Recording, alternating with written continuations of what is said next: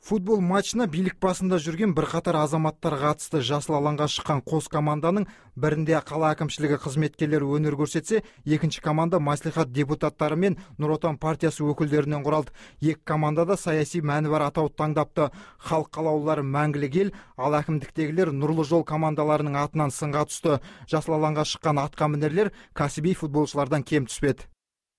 Қазір енді қала әкімшілікпен осы жолдасып кездесу өтіп жатыр. Бұның жаңағы басты мақсаты бұқаралық спортты дамыту, осы футбол спортын дамыту. Қазір білесіздер ғой, мынау 30 жылға дейін елбасымыз тапсырмасы бар. Жаңағы бұқаралық спортты 30% жеткізу.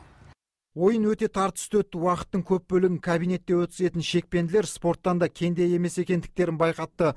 Ұқыпты ойнап, қарсыластар қақпасына әдемі голдарын соға білді. Нәтижесінде бірінші тайм депутаттардың басымдығымен аяқталды. Қала әкімшілікпен ойнап жатырмыз. Ойын жақсы. Өздеріңіз де байқап жатсыздар. Бірінші тайм 3-1 бітіп жатыр. Енді баспен де, аяқпен де салып жатырмыз, көріп жатсыздар. Енді ойын енді саясат мықты болып жатыр. Бірақ енді екінші тайм көрсетті деп ойлаймын.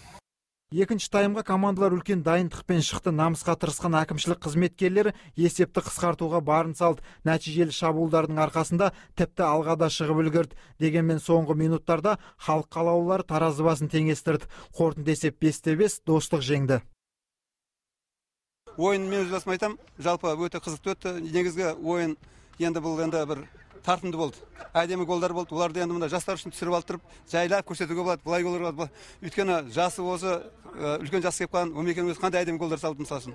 Нұрекенің өзі қандай голдар салып жатыр, мәслихат хатшысы мысалдардан. Сондықтан ойлаймын, жалпы бұл жерде не ойны? Достық өтті. Бүгін есеп 5-5 болды. Сондықтан кубокқа есеп жазылады ойынның. Мәслихат Нұр Отан қала әкімдігі деп. Есеп 5-5 болады. Ол кубок ортада қалады.